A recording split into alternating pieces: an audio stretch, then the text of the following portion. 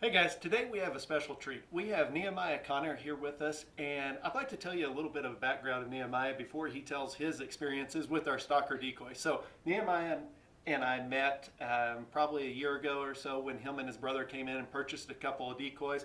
They had success hunting with them last year, so he has implemented the elk decoy into his guiding. He's a professional guide, and he took clients out this year, had a lot of fun and a lot of great experiences with the Stalker Decoy. So I'd like for him to share those because our Stalker decoys are obviously designed to mount directly to the bow. However, they can also be used by the guide, by a caller, by your buddy, whatever it is, and he's going to talk about his experiences in doing so for his clients. So why don't you start with the story of making it by the cow and the calf? That was a fun one. That was a crazy one for sure. Well, we were walking along. We had a cow up on, or a bull, excuse me, up on the hill, and there's a cow and calf feeding. And so it was either, well, we got this far, you either turn the decoy towards them and walk right by them, or you turn it towards the bull. So we turned it towards the bull, and I was like, there's no way this is going to work, but what the heck, we're here. So we start walking towards them, creeping up the hill, and the cow and calf looked at us, and we just twitched the ear, and she went back to feeding, and so we kept walking. We walked 8 yards past them, never looked up, didn't care that we walked right by them, walked up towards the bull. Unfortunately, we weren't able to get on that bull because he dropped over the hill, and it didn't work out for us. But I mean, I could not believe it was working there. I mean, we walked right by him, and I was like, holy cow, this is working. He brings up a couple of good points. I don't know how many times I'll harvest an animal or I'll have an experience with one and I stand there and I just laugh like, I can't believe that just worked. I mean, it's just comical. Exactly. I wouldn't have tried it without the decoy, but now it gives you the opportunity to make some things happen. The second point that he brought up was the flicking the ears. Now, I have started trying to tell every customer possible that I can this season of our go-to money maker trick, and that is flicking the ears. So let me show you what I mean by that. When you're out hunting and if you need to calm the animal down, you need that animal to come a little bit closer to you, step out behind a tree, whatever the scenario is, if you just reach up and give a little ear flick, it is fascinating how much it throws that animal, or how much it calms that animal down. The other thing is just add life to the decoy. Yeah. Any kind of life that you can add to the decoy is super important. And Nehemiah shared with me something that I hadn't even thought about, and I'm going to let him show you his technique. Well, a lot of the time with that, you're walking holding the decoy like this. It's kind of hard to twitch the ear with your hand, hold the rangefinder, kind of watch your client and all that. So I'm holding the decoy like this, and I just take it and twitch the frame. So you go like that, and it twitches it. Not go like that because that scares them. Right. It's jumping towards Jerky. them. You twitch it like that, and I mean that was money maker. It Yeah. worked so well for us. I mean, it doesn't take much, but just adding any kind of life is beneficial, whether it's attached to your bow and you're just moving your bow up or down. My technique is to move the bow up and down a little bit, reach up, flick the ear. Obviously, that's not the best for the scenario for the guide. There's many, the decoys are super versatile, and that's a great application. What's some of the other stories that you had with the decoy? Well, one of them we'd set up on this particular bull 4 times, and all he'd do is he'd come into like 70 yards, he'd hang up, and I tried everything. I tried backing up, I tried bugling, I tried raking trees. I could not get him to come closer so the client could shoot him.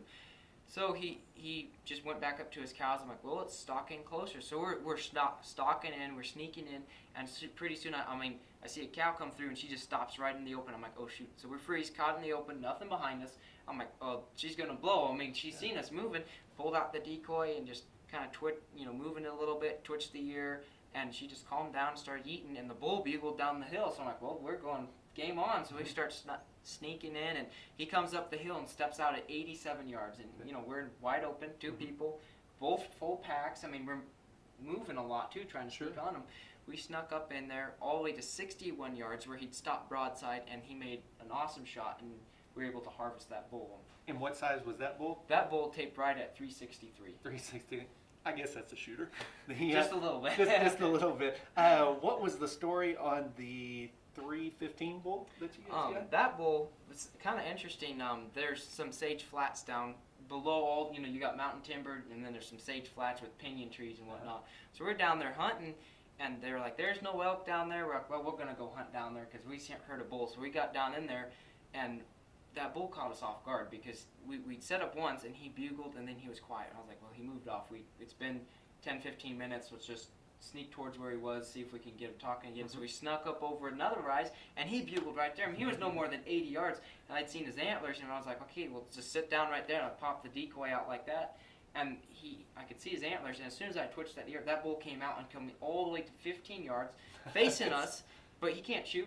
And then the wind swirled, so I think he smelled us, and he started to booger out, went out to 21, I cow called, he looked back at us, twitched the ears, and he stepped perfectly sideways, and the client put a perfect shot on him, ran all of 30 yards, and was dead. I mean, oh man, that's I couldn't believe that worked. And you said he got within how close the first time? 15. He came 15 from yards. 80 yards all the way to 15, just walking in, just looking at the decoy, and then just ran back out to 21, turned around, and he shot him. I mean, I couldn't believe that worked. Oh man, it is so much fun. I mean, to have a big bull coming right into any animal with a decoy is a blast. From a little whitetail to a big bull, it is just a pure adrenaline rush to have them right in your face.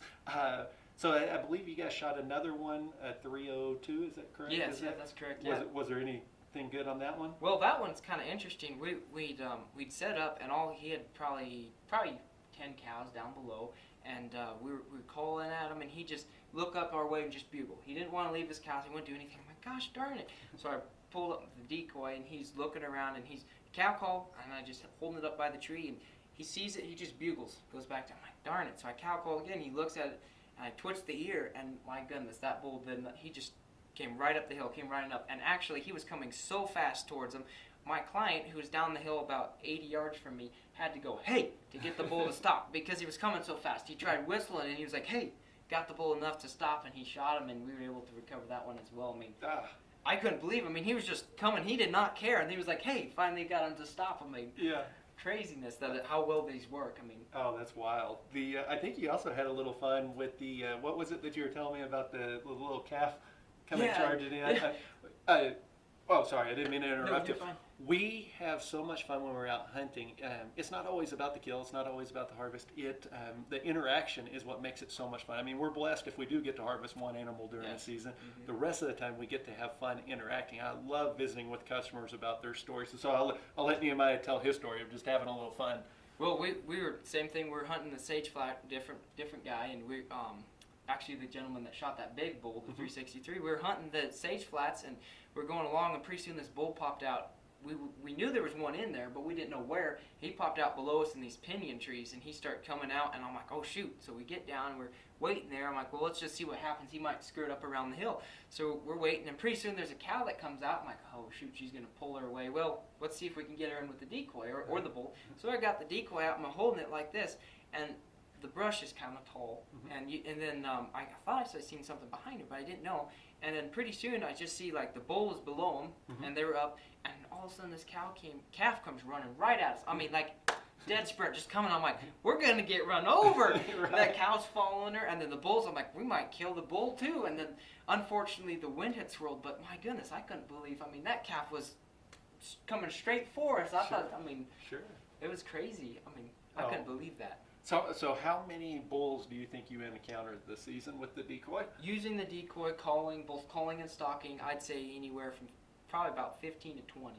And all of them, if you didn't have the decoy, I don't think it would have worked actually. I mean, it was just one of those situations you get caught in the open, and you're like, oh, pull it out, and it happened to work. I mean, you know, and that's one thing that I tell a bunch of customers is that the decoy, obviously it doesn't work every time, and I'm not going to tell anybody that it does. I mean, if it did work every time, we would be millionaires, but it doesn't. But the neat thing about it is that it is by no means going to hurt your odds, but it has the potential to drastically help you. Agreed. And that's what I try and convey to customers. So it's just another tool, a wonderful tool to have in your bag. And you were kind of motioning back like what do you do with the decoy? What's the setup that you like? Particularly, I mean, I like it, because you have it all folded up, like this. And when I have it, you have the straps, of course, you carry it to mount it to your bow. When I have it personally for my pack, I just leave the ears like this. I can undo one side of my pack, and I can put it right here. If I need it, I can just pull it out, and it's ready to go. Yeah. And the decoy itself only weighs 8 to 10 ounces, depending on which animal you have, which type of decoy you have. But the elk, I believe, is under 10 ounces, so super light in comparison to what hunters have used in the past. It makes all the difference in the world. When you're backpacking in those Rocky Mountains, you want as much or as little weight as possible. But Nehemiah was exactly right. So it will collapse down, and the same straps that you use to attach it to the bow are the same ones that you will use to secure it in a closed position if you want. So I do have to say one other thing. Nehemiah is a fantastic guide. However, there's one negative thing when he's guiding. Sometimes he lays down on the job. And I'm going to show you what I mean by this. He was actually using one of our other products, our turkey wind drifters, this spring, and it is a comical video. So watch this.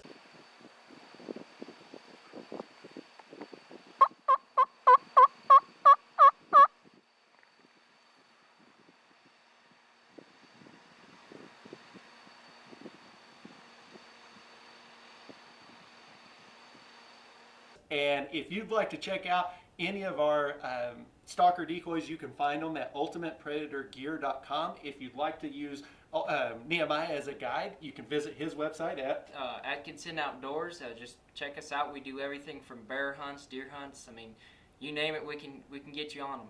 So. Well, thank you for stopping by. Yeah, I'm glad you had a lot of fun. Oh yeah, it's a blast. Thanks.